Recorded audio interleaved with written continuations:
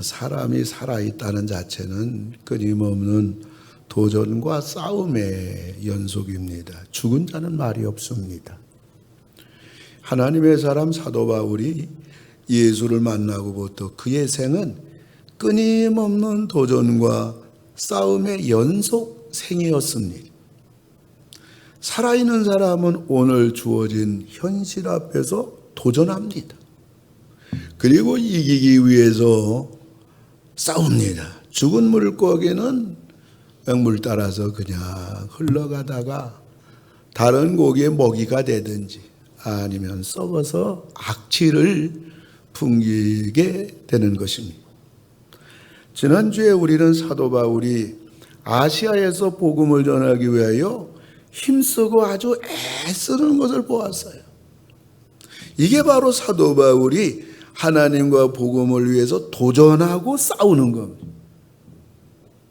사도 바울은 드디어 기도하는 중에 환상을 보고 환상을 따라 유럽 빌립보 성으로 달려갔어요. 가보니 아는 사람이 있어야지.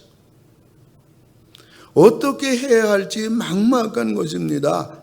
그런데 여자들이 많이 모여있는 곳에 복음의 미끼를 던진 겁니다. 그 중에 빌립보 성의 루디아라는 그러한 여장부가 복음을 받아들이고 사도 바울과 더불어서 빌립보 교회를 세웠습니다.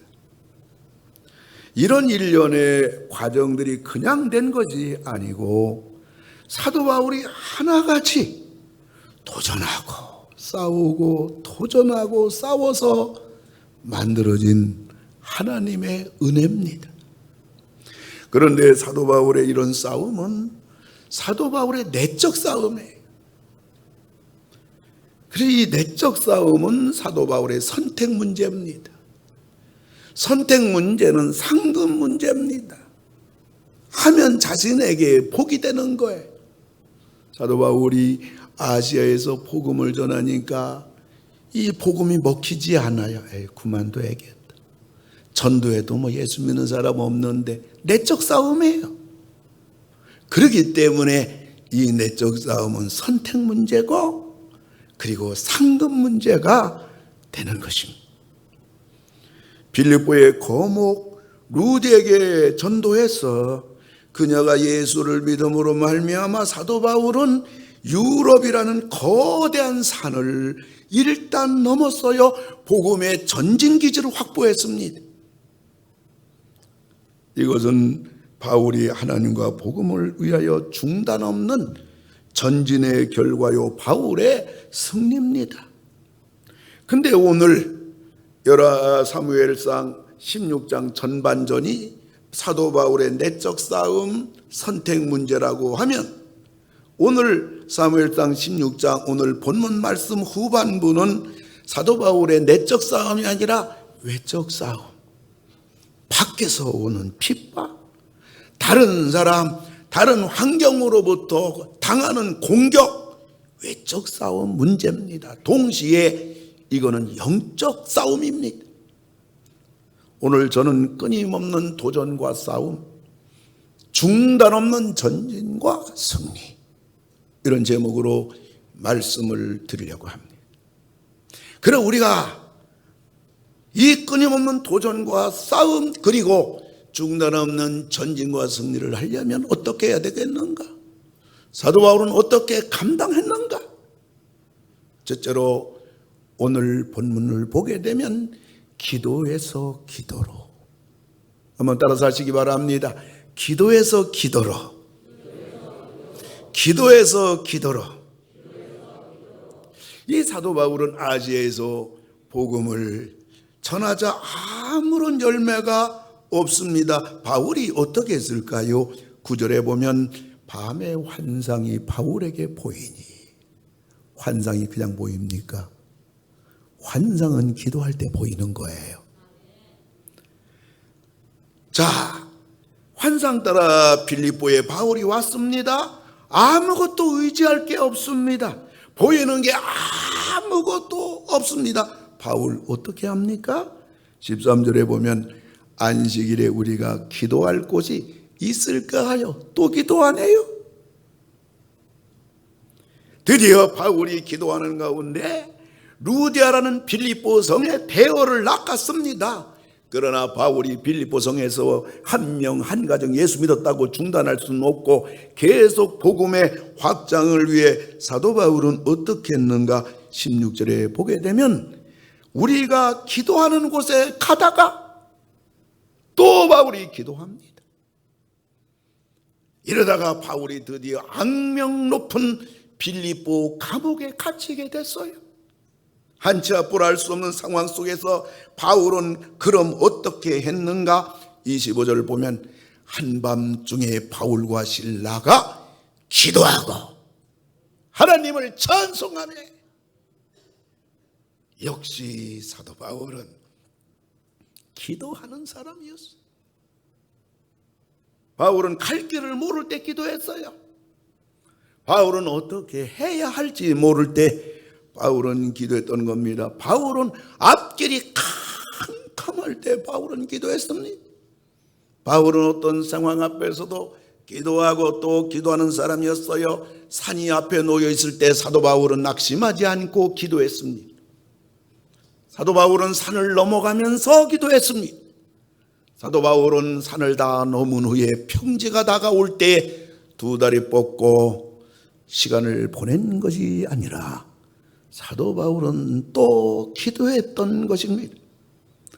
사랑하는 성도 여러분, 우리가 중단 없는 전쟁을 하려면 기도해야 됩니다.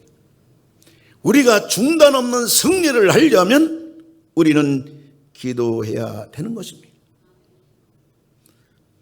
사도 바울의 끊임없는 도전과 싸움, 중단 없는 전진과 승리가 가능했던 것은 두 번째로는 싸움에서 싸움으로.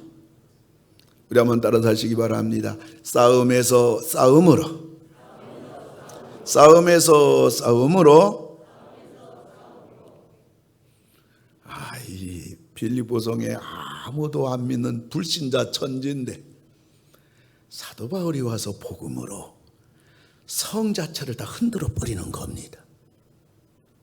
마귀가 가만히 있겠어요? 가만 놔두겠어요? 사도 바울이 복음으로 루디아라는 대어를 낳고 야금야금 빌립보성을 삼키려고 하니까 사탄은 점치는 귀신 들린 여자를 사도 바울 전면전에 내세운 겁니다. 마귀가 하나님의 자녀 성도들에게 할 수 있는 게 몇 가지가 있는데, 첫째로는 성도가 계속 죄를 범하고 죄를 범하다가 하나님께 맹맞게 하는 것. 하나님이 우리 아버지, 몇 때리는 하나님 마음이 얼마나 아프겠습니까? 마귀는 하나님 마음도 아프게 만들고 우리는 계속 죄를 범하기 때문에 하나님 앞에 의도 터지게 해서 눈물과 고통에 세상을 살게 되는 사탄이 하는 짓이에요. 사탄이 성도들에게 또 하는 짓은 뭘까요? 그거는 세상만을 바라보고 세상이 좋다고, 세상에서 뭘 좀 한번 내가 쟁취해 보겠다고 세상에 파묻혀서 한 세상을 살아가며 결국 영원히 후회하는 그러한 하나님의 백성 만드는 것입니다. 세 번째는 사탄은 하나님의 백성 성도들에게 뭐 그렇게 기도하냐, 뭐 그렇게 성경을 읽냐, 뭐 그렇게 예배 참석하고 뭐 그렇게 신앙생활 열심히 하는가, 그냥 적당히 해, 차차 믿어, 나중에 하면 돼, 나이 먹어 늙으면 그때 하면 돼 하면서 성도들로 하여금 영적으로 무력증에 빠져서 사탄이 해볼 때 이거는 건드릴 필요가 없나, 사탄에게까지 멸시받고 조롱받는 무력한 신자가 만들게 하는 거 사탄이 성도들에게 하는 짓입니다. 그러나 사탄이 무서워하는 성도는 누굴까요? 성령 충만한 성도예요. 기도하고 하나님 말씀 읽으며 말씀으로 무장하며 성령으로 충만하며 깨어있는 성도, 사탄이 무서워요. 그런 성도가 하나님께 붙들려 가지고 일어서게 되면 사탄에게 치명적인 그러한 그 공격을 할 수가 있는 거예요. 그렇기 때문에 사탄은 이런 성도를 무서워하는 것입니다. 그러나 사탄이 가장 무서워하는 성도는 누구냐? 복음을 전해가지고 사탄 품 안에 있는 하나님의 자녀를 끄집어내는 그러한 성도를 사탄이 제일 무서워하는 거예요. 여러분, 동물의 왕국을 보게 되면 그 사자 무섭지요. 표범이 무섭지요. 그 다음에 하이에나가 무서워요. 그리고 들개가 무섭습니다. 참 무서운 그러한 사나운 그러한 육식동물 짐승들인데, 특별히 사도 바울이 방정 잘 떨어요. 그래가지고 이 표범이 그냥 짐승을 잡아 먹이 삼으려고 하는데 이게 만만찮아요. 뿔이 있습니다. 그리고 뒷발질하게 되면 치명타가 된단 말이에요. 그렇기 때문에 요 표범이 짐승을 잡기 위해서 숨었다가 살금살금 갔다가 결정적으로 짐승을 덮치게 되면 딴 데를 물지 않고 목을 물어요. 멧돼지 그거 금방 죽습니까? 초식동물이라고 목을 물었다고 해서 금방 죽습니까? 아니에요. 10분, 20분, 30분 걸려요. 간신히 잡은 먹이 죽여놓고 나서 표범은 어떻게 먹냐? 반드시 나무 위로 끌고 가서 천천히 편안하게 먹이를 그는 잡아먹는 거예요. 그런데 이걸 노리는 게 어떤 하이에나가 노린다. 그래가지고 이 표범이 이 짐승을 잡아서 이제 한숨 돌릴 때 하이에나가 팍 공격합니다. 표범은 무서워서 먹이를 놓고 저쪽으로 가 있습니다. 그러면 하이에나가 먹이를 끌고 가요.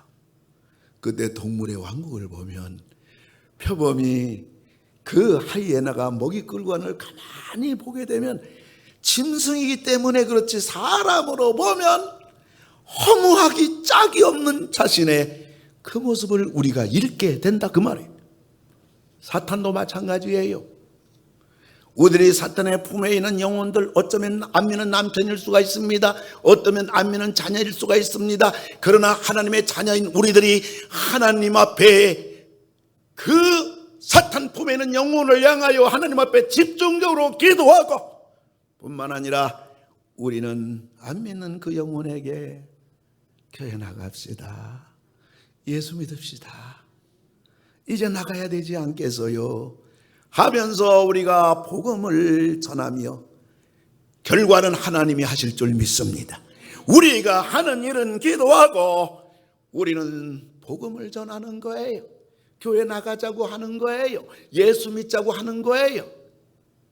그리할 때에 이 사탄이 자기 먹이로 알고 꽉 쥐고 있지만 우리들이 하나님 앞에 기도하며 복음을 전하며 우리가 사랑으로 잘 섬겨 나갈 때에 사탄은 그 먹이를 자기 먹이로 알았지만 그러나 기도하는 성도가 있기 때문에 복음 전하는 성도가 있기 때문에 사탄은 그 먹이를 놓을 수밖에 없는 거예요. 그 영혼이 구원받는 거예요. 그 영혼이 교회 나오는 거예요. 이래서 한국교회가 된 겁니다. 오늘 점치는 귀신 들린 여자가 사도 바울에 대하여 하는 말을 가만히 들어보게 되면 얼마나 좋은 말을 하는지 몰라요. 맞는 말을 합니다. 이 사람은 하나님이 보내주신 지극히 거룩한 하나님의 종입니다. 사도 바울이 빌립보성에 길을 걸어가면 귀신 들린 여자가 쫄쫄 따라다니면서 그 얘기하는 겁니다. 이 사람은 빌립보성 사람들이요, 빌립보성을 여러분들을 구원하려고 빌립보에 온 하나님의 종입니다. 이걸 나팔을 부는 거예요. 근데 이 말이 틀린 말이 아니잖아요. 맞는 말이잖아요. 그런데 오늘 성경을 보면 사도 바울이 이 말을 인하여 심히 괴로워했더라, 이렇게 말하는 거예요. 아니 뭐가 괴롭냐고요? 하나님의 지극히 위대한 종이라는 거, 그리고 빌립보 성의 사람들을 구원하기 위해서 하나님이 보내준 종이라는 말이 뭐가 괴롭냔 말이에요. 바울이 왜 괴로워했을까요? 그것은 빌립보 성에서 복음을 전하러 사도 바울이 왔다는 것을 아는 사람은 귀신밖에 없는 거예요. 이 사도 바울이 빌립보 성에 와서 복음 전하려면 어떻게 해야 돼요? 조용히 전해야 되거든요. 떠들면 안 되거든요. 믿는 사람이 한 명도 없기 때문에요. 그래서 성경은 이걸 가리켜 복음을 누룩이라고 그럽니다. 누룩은 조용히 부풀게 하는 거거든요. 그래서 사도 바울이 복음을 조용히 한 명 한 명 이렇게 복음을 전해야 되는데 이 귀신 들린 여자가 나팔을 불고 다니는 거예요. 그 바울이 어떻게 복음 전합니까? 그리고 귀신 들린 여자가 사도 바울을 뭐라고 말해요? 하나님의 지극히 거룩한 종입니다. 이 빌립보 성의 구원의 길을 너희에게 가르쳐주기 위해서 왔습니다. 이 말을 알아들을 사람이 빌립보 성에 아무도 없어요. 귀신 들린 여자가 빌립보 성 사람들이 전혀 알아듣지 못하는 말을 이 여자가 함으로 인해서 사도 바울을 빌립보 성 사람들이 어떻게 보겠냔 말이에요. 그리고 누가 소개해요? 귀신 들린 여자가 소개하는데 이 귀신 들린 여자는 빌립보 성의 점치기로 유명한 사람입니다. 아무리 안 믿는 사람도 귀신 들린 사람 좋아할 사람 아무도 없어요. 그런 귀신 들린 사람이 소개하고 있는 이 사도 바울을 누가 이 바울에 대해서 좋은 생각을 할 수 있겠습니까? 이 바울이 전하는 복음을 누가 받아들일 수 있겠습니까? 사도 바울 이걸 알기 때문에 사도 바울은 너무 괴로운 거예요. 그래서 오늘 본문에 보면 여러 날 동안 고통을 당했다 그렇게 기록되어 있습니다. 그런데 사도 바울이 더 이상은 안 되겠다는 거예요. 그래서 18절을 보게 되면 바울이 그 귀신에게 이르되, 그분이 이 여자가 귀신 들렸는데 그걸 그 여자를 이끌고 있는 귀신 아니에요? 그래서 바울이 그 귀신에게 이르되 예수 그리스도의 이름으로 내가 네게 명하노니 그에게서 나오라. 강력하게 외치니까 어떻게 됩니까? 18절 보니까 귀신이 즉시 나오니라. 바울은 오늘 귀신을 한 방에 날려버린 것입니다. 이 점치는 귀신이 이 여자에게 들어가서 점을 친단 말이에요. 빌립보 성에 유명하단 말이에요. 그런데 귀신이 나가니까 점이 쳐지지 않는 거예요. 그런데 이 점치는 귀신 들린 여자 뒤에는 검은 손이 있는 겁니다. 빌립보 성에서 워낙 유명한 점쟁이기 때문에 엄청난 돈을 버는데 그 번 돈의 수입을 오늘 본문에 보면 주인들이라 그랬어요. 주인들이란 말은 검은 손들이 많다는 말이에요. 여러 검은 손들이 귀신 들린 여자가 점쳐서 벌어들인 돈을 전부 다 칼치해 버리는 겁니다. 근데 이게 귀신이 떠나가니까 점이 안 쳐지는 거예요. 이 검은 손들이 어떡합니까? 이 사도 바울을 잡아다가 관리들에게 끌고 갑니다. 그리고 이 사람은 성을 요란하게 하는 사람이라고, 우리의 미풍양속을 해친다고 바울을 거짓 고발한 겁니다.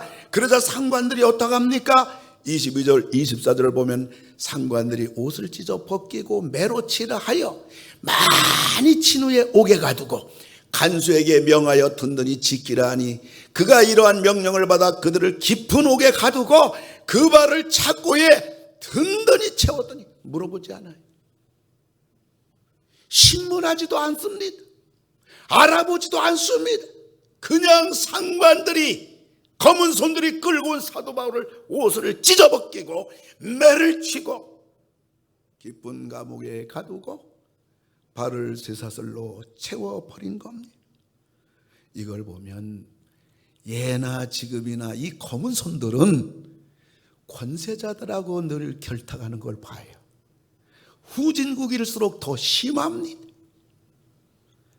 바울은 이 외적 싸움, 영적 싸움에서 물러서지 않고 싸움에서 싸움으로 끝까지 간 겁니다. 세 번째로는 전진에서 전진하러. 한번 따라합시다. 전진에서 전진으로. 전진에서 전진으로.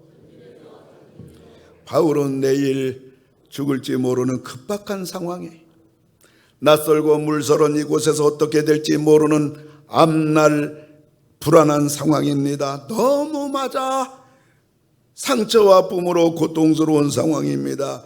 귀신을 쫓아내주는 선한 일을 한 것밖에 없는데 이렇게 억울할 수밖에 없는 상황입니다.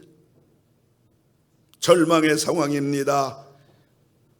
사도 바울도 사람인지라 불평할 수밖에 없는 상황에, 악한 자들로 인하여 분노할 수밖에 없는 그런 상황입니다.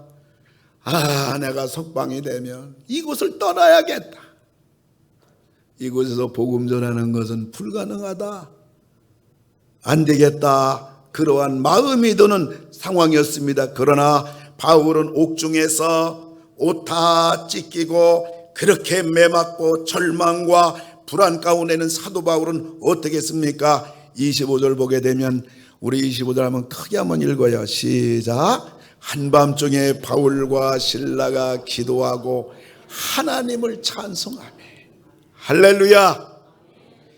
한밤중이라는 것은 시간적으로 보면 우리가 보통 12시나 1시나 2시, 3시 그런 시간을 시간적으로 말하지만은 성경에서 한밤중 할 때는 최악의 상황을 말하는 것입니다. 살 길이 없어요.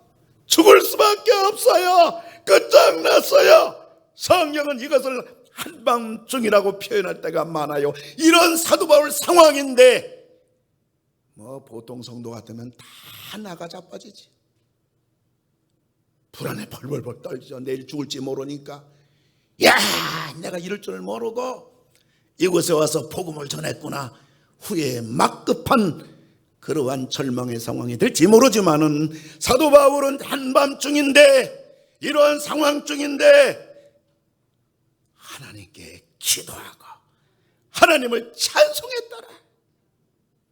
이걸 보면 사도 바울은 이런 상황에도 믿음의 전진을 한 거예요. 사랑하는 성도 여러분, 여러분 인생길을 살아가면서 어려움이 다가왔을 때, 한밤중일 때, 깊은 절망이 우리에게 다가왔을 때 하나님을 믿는 믿음으로 여러분들이 전진하기 바랍니다. 그리고 기도했더라, 기도에 전진을 한 겁니다. 찬송했더라, 찬송에 전진을 한 겁니다. 내가 지금 이런 상황이지만은 나는 중단하지 않고 복음을 전하겠다는 복음의 전진을 한 겁니다. 이래서 사도 바울이 된 겁니다. 바울을 당할 사람이 없는 겁니다. 우리 교회 앞에 보면 양쪽에 정원 아닌 정원이 있어요. 근데 없는 게 없어요. 다 있어요. 근데 우리 집사님, 조아무개 집사님이 사과나무 하나 심었어요. 사과나무를 심었는데 사과가 한 25개 정도 열렸어요. 제가 그걸 아침마다 셉니다. 여러분 절대 손대면 안 돼요. 형무소 끌려갑니다. 그런데 사과가 한 25개 열렸는데 한 15개, 17개 썩었어요. 그래서 제가 우리 집사님에게, 집사님 왜 사과가 막 썩어요? 아니 목사님 약 안 치니까 썩지요. 집사님 그럼 약 좀 치세요. 왜 안 쳐요? 그랬더니 우리 집사님이 이런 얘기하는 거예요. 목사님, 사과가 다 썩어서 못 먹는 한이 있더라도 제가 그 약을 알고 있는데 제가 결코 약을 칠 수가 없습니다. 그래서 그런지 다 썩어가지고 지금 이제 한 4-5개 남았어요. 사랑하는 성도 여러분, 사과가 다 썩어도 목사님 나는 약을 칠 수가 없습니다. 우리 사과를 목사님이 혹은 장로님이 혹은 성도들이 맛을 볼 텐데, 드실 텐데,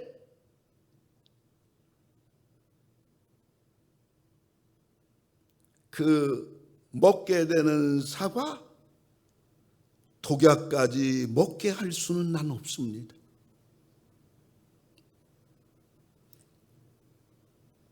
우리 집사님 얼마나 자기 철학이 분명하십니까? 세상은 그렇지 않잖아요.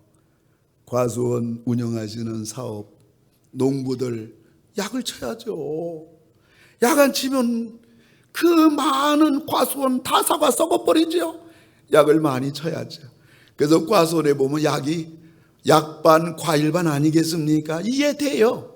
그래야 또 상품이 되고, 그래야 농사꾼들이, 과수원 운영하는 분들이 수입 있지 않겠습니까? 근데 우리 교회 앞에 있는 사과는 우리 사과예요.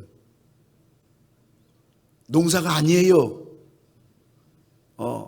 그런데 이 사과가 결국은 열리게 되는데, 여기 약을 치면 사과가 썩지 않아요. 사과가 큰 사과 돼요. 근데 이 정말 농약을 친 사과를 우리 성도들이 혹은 결국은 먹게 되는 건데, 내가 그 약을 알아요.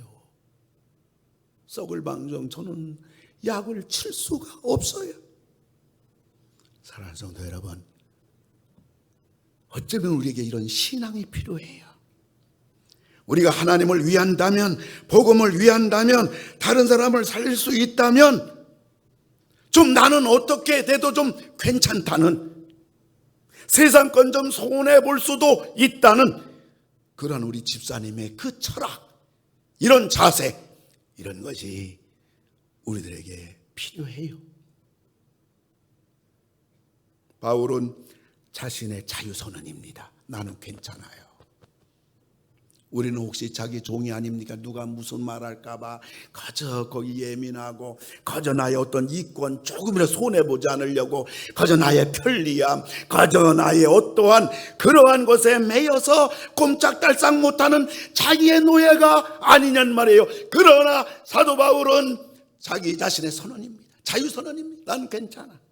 하나님을 위한다면, 교회를 위한다면, 복음을 위한다면, 다른 사람이 예수 믿고 구원받는다면, 우리 집안이 잘 된다면, 우리 자녀가 하나님의 은혜로 잘 된다면 나는 괜찮아. 뿐만 아니라 사도 바울은 환경의 자유선언을 하는 겁니다. 힘들다고, 어렵다고, 타협하거나 주저앉거나 포기하는 사도 바울이 아닌 것을 우리가 보게 됩니다. 전진하고 또 전진하고, 하나님을 믿는 믿음으로 전진하고, 기도에서 기도로 전진하고, 싸움에서 싸움으로 전진하고, 전진하는 사도 바울을 보게 됩니다. 사랑하는 성도 여러분, 오늘 여러분이 어떤 어려움이 있습니까? 여러분 인생길 살아가면서 여러분 가정에 어떠한 상황이 여러분에게 주어졌을지 몰라도, 우리들은 하나님을 믿는 믿음으로 기도하면서 절망하지 말고, 낙심하지 말고, 포기하지 말고, 어쩔 수 없다고 여기지 말고, 하나님을 믿는 믿음으로 여러분이 계속 전진하고 나갈 때에 마침내 여러분은 승리하게 되고, 해결하게 되고, 여러분 기도가 응답하게 되고, 마침내 우리 믿음대로 될 줄로 믿으시기 주의 이름으로 축원합니다. 이게 오늘 사도 바울이 우리에게 주는 교훈이에요. 그런데 수많은 성도는 절망하고 앉아있는 게 문제란 것입니다. 마지막, 승리에서 승리로. 한번 따라서 하시기 바랍니다. 승리에서 승리로. 승리에서 승리로. 26절인데 우리 26절 다 같이 한번 읽어볼까요? 시작. 이에 갑자기 큰 지진이 나서 옥토가 움직이고 문이 곧 다 열리며 모든 사람의 메인 것이 다 벗어진지라. 할렐루야, 할렐루야. 옥문이 다 열렸어요. 온몸을 다 묶고 있는 스사들이 전부 다 벗겨진 겁니다. 사도 바울의 환경의 승리입니다. 여러분의 주어진 삶 속에서, 환경 속에서 여러분 해결되고, 옥문이 열리고, 여러분을 묶고 있는 어떠한 세사들도 다 벗겨지는 환경의 승리가 있기를 주의 이름으로 축원합니다. 이런 상황이 딱 되니까 간수가 큰일 났어요. 옛날에는요, 상관이 한번 죽이라면 죽는 거예요. 이건 완전히 죽음 당할 수밖에 없어요. 내가 이것으로 인해서 죽임을 당하느니 내가 명예롭게 자결해야 되겠다 해서 칼을 들고 간수가 자결하라고 할 때 사도 바울이 말립니다. 내가 여기 있습니다. 안 도망갔어요. 죽지 마세요. 무릎을 꿇습니다. 선생이요, 어떻게 이런 일이 일어날 수가 있습니까? 어떻게 해야 내가 구원받을 수 있습니까? 그때 사도 바울이 주 예수를 믿으라. 그리하면 너와 네 집이 구원을 얻으리라. 예수를 믿게 되면 너와 우리와 우리 집이 구원받을 줄로 믿으시기 바랍니다. 이 구원이라는 것은 영생일 뿐만 아니라 우리에게 주어진 어떤 환경이라도 승리도 구원이요, 해결도 구원이요, 응답도 구원이요, 축복도 구원이요. 예수를 믿어라. 그리하면 너와 네 집에 구원을 얻으리라. 예수 믿었어요. 간수 본인이 예수 믿었을 뿐만 아니라 온 식구가 다 예수 믿고 세례받았어요. 이것은 바로 복음의 승리입니다. 복음이 승리인 줄 믿으시기 바랍니다. 예수가 승리인 줄 믿으시기 바랍니다. 사도 바울 환경의 승리, 이 복음의 승리, 오늘 사도 바울에게 주어진 것입니다. 바울의 최종 목적은 전도해서 예수를 믿게 되면 그들을 모아서 교회를 세우는 거예요. 그래서 사도 바울이 성경을 13권 썼는데 거기에 나오는 그 사도 바울이 쓴 모든 성경은 사도 바울이 전도해가지고 사람 모여서 교회를 세웠고 그 교회에 보낸 편지가 사도 바울의 서신이 되는 건데 빌립보 교회 세웠잖아요. 근데 여기에 루디아라는 재물의 대여가 낚인 겁니다. 간수라는 권세의 대여가 낚인 겁니다. 여러분, 개척할 때요, 저도 교회를 30주년 개척해서 오늘까지 왔지만 개척할 때 적어도 그 지역에 돈 많은 분이 교회에 등록하면요, 그 교회에 일어설 수 있습니다. 뿐만 아니라 사도 바울처럼 간수라는 권세를 가진 지역에 영향력 있는 분이, 물질에 영향력 있는 루디아, 권세에 영향력 있는 간수, 이 두 사람이 기둥이 돼서 빌립보 교회가 되었으니 이 빌립보 교회가 그 유명한 교회가 된 것입니다. 하나님을 위해서, 복음을 위해서 사도 바울이 전진하고 전진함으로 인해서 결국은 승리했던 것입니다. 여러분 믿음으로 끝까지 나가시기 바랍니다. 여러분 끝까지 기도하면서 나간 여러분 되기를 주의 이름으로 축원합니다. 4세기 중엽에 로마의 왕비가 자기의 그 모습을 조각해가지고 로마의 모든 사람으로부터 경배하고 절하게 했습니다. 이때 콘스탄티노플 그 교회의 목회자인 성 크리소스톰이 이런 설교를 했습니다. 예수님 당시에 헤로디아가 오늘날 다시 미쳐 날뛰고 있으며 오늘날 또다시 요한의 목을 요구하고 있습니다. 이 설교를 했습니다. 그래서 체포됩니다. 그래서 성 크리소스톰이 죽게 됩니다. 그랬을 때 옥에 갇힌 크리소스톰이 이렇게 외쳤습니다. 황후가 나를 유형에 처하려 한다면 그렇게 하게 하라. 그래도 이 땅은 주님의 것이다. 내 몸을 갈기갈기 찢는다면 나는 이사야를 생각해요. 여러분, 이사야에서 나오는 이사야 몸이 갈기갈기 다 찢겨 죽었어요. 이사야는 왕궁의 출신입니다. 대단한 사람이에요. 또한 전설에 의하면 이사야는 톱으로 켜가지고 반토막 나서 죽었다고 그래요. 그런데 성 크리스토톰은 이사야가 찢겨 죽었다고 생각하는 그러한 목회자입니다. 그래서 이 황후가 내 몸을 갈기갈기 찢는다면 나는 이사야를 생각하리라. 나를 바다에 던진다면 나는 요나를 생각하리라. 만약 나를 불에 던진다면 나는 풀무불에 던져진 다니엘의 세 친구를 생각하리라. 나를 맹세에게 던진다면 사자굴에 들어간 다니엘을 나는 기억하리라. 돌로 나를 쳐 죽인다면 첫 순교자 스데반이 있었음을 나는 기억하리라. 그녀가 만약 내 목을 요구한다면 세례 요한처럼 빛나리라. 끊임없는 도전 앞에서 끊임없이 싸우겠다는 것입니다. 중단 없는 전진을 하겠다는 것입니다. 중단 없는 전진을 할 때 중단 없는 승리를 할 줄로 믿으시기 바랍니다. 사랑하는 성도 여러분, 바울은 끊임없는 도전과 싸움, 중단 없는 전진과 승리의 사람이 될 수 있었던 것은 기도에서 기도로, 싸움에서 싸움으로, 전진에서 전진으로, 승리에서 승리로 갔기 때문에 가능한 것입니다. 원하기는 우리 모두 사도 바울이 걸어간 길을, 그 사도 바울이 5달란트라면 우리는 1달란트 정도 될 텐데, 사도 바울이 뛴 만큼은 못 뛸지라도 1달란트만큼 뛸 수 있는, 사도 바울처럼 걸어간 만큼 우리는 걸어갈지 몰라도 1달란트만큼은 걸어가는 가운데 여러분들도 마침내 승리하시고 풍성한 하나님 나라의 영광스러운 여러분들 다 되시기를 주님의 이름으로 축원을 드립니다. 우리 한번 같이 기도합시다.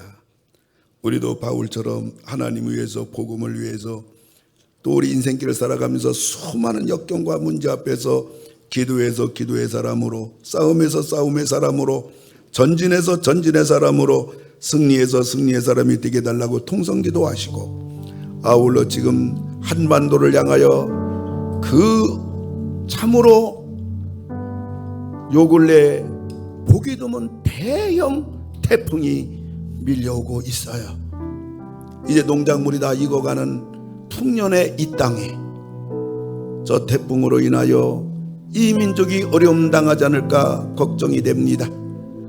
사랑하는 성도 여러분, 이 태풍의 진로가 좀 바뀌어져 가지고 이 대한민국에 어려움이 생기지 아니하도록 아울러 하나님 앞에 우리는 거저 기도할 것밖에 없기 때문에 이것도 아울러 기도해 주시기 바랍니다. 우리 다 같이 기도합시다. 할렐루야. 고마우신 아버지 하나님, 기도를 듣고 아버지 하나님을 기도 도와주시옵소서.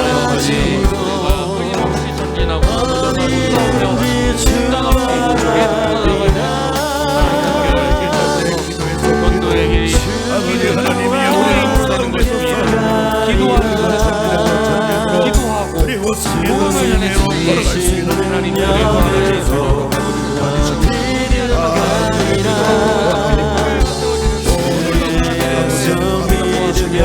아버지 하나님 구해주시고 잡아주시기를 기도하고 바라보나이다.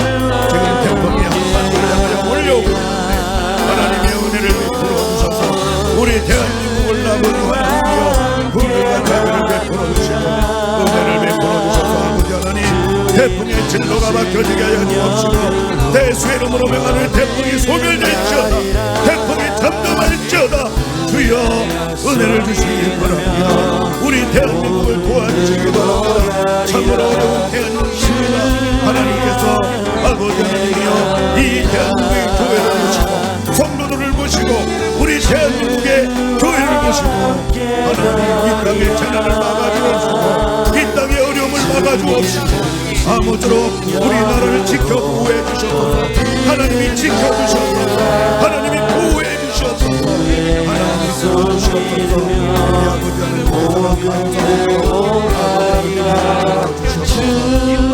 감사합니다. 예수님 하나님 아버지, 우리들도 사워 도바울에 걸어간 발자취를 보면서 우리들도 하나님을 위하여 복음을 위하여 기도에서 기도로, 싸움에서 싸움으로, 전진에서 전진으로, 마침내 승리에서 승리의 사람들이 되게 해주시옵소서. 전진하는 자만이 승리하고 마침내 하나님의 영광에 도달한다는 것을 잊지 않게 해주시옵소서. 아픈 데 손은 졌나이다. 어떤 병이랄지라도 이 시간 나사는 예수 그리스도의 이름으로 명하노니 모든 병은 다 떠나갈지어다. 깨끗할지어다. 기적이 일어날지어다. 치유가 될지어다. 가정 문제 해결하여 주옵시고 이 한 주간도 저희들 안전하게 지켜주옵시고 우리 성도들 한 명도 코로나 걸리지 않게 하여 주옵시고, 코로나 걸렸으면 그 순간 깨끗하게 낫게 해 주옵시고, 후유증이 없도록 하나님이 은혜를 베풀어 주시옵소서. 우리 성도들 가는 길마다 하는 일마다 형통하게 하시고 잘 되게 하시고, 이 어려운 때에 어려움 당하지 아니하도록 우리 21세기의 모든 성도님들을 다 돌보아 주시옵소서. 우리 자녀들도 다 지켜주시고, 어디 가든지 우리 자녀들의 머리가 될지는 꼬리가 되지 않게 하시고, 항상 건강하게 하시고 총명하게 하시고, 어디 가든지 예수님의 향기가 무럭무럭 아름답게 향기나게 울려 퍼지는 하나님의 귀한 아들 딸들이 다 되게 주시옵소서. 예수님의 이름으로 기도를 드리옵나이다. 아멘. 우리 다 같이 일어나셔서 복음 들고 가리라 531 주제곡을 같이 부르도록 합니다.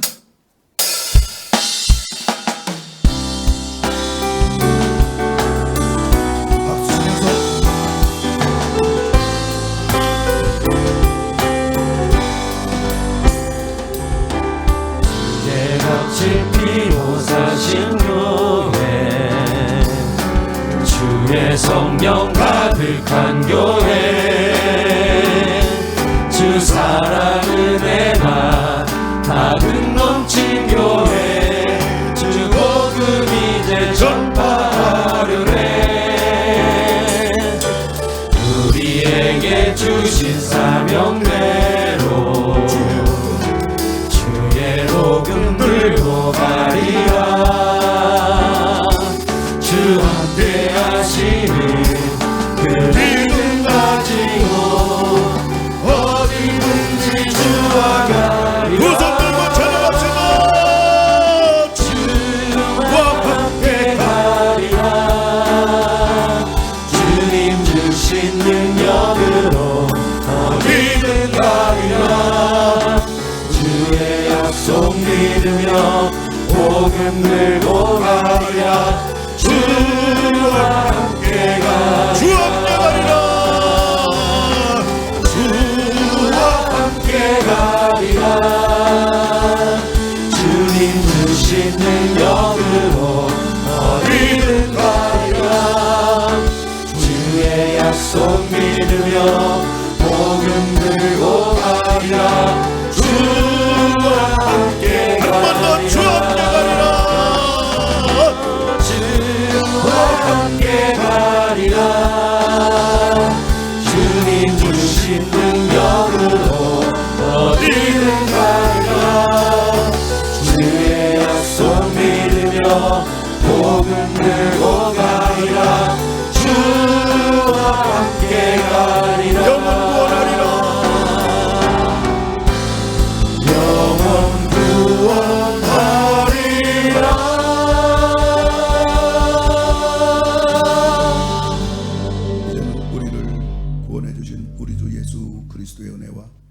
하나님의 놀라운 사랑하심과 성령님 우리와 영원토록 함께 하심이, 사도 바울처럼 이 세상 살아가면서 하나님을 섬기면서 어떤 상황이든지 기도에서 기도로, 싸움에서 싸움으로, 전진에서 전진으로 마침내 승리와 영광의 그날까지 하나님 앞에 믿음으로 전진하기를 다짐하는 머리 숙인 모든 성도들 위해 이제로부터 영원 무궁토록 함께 하실지어다.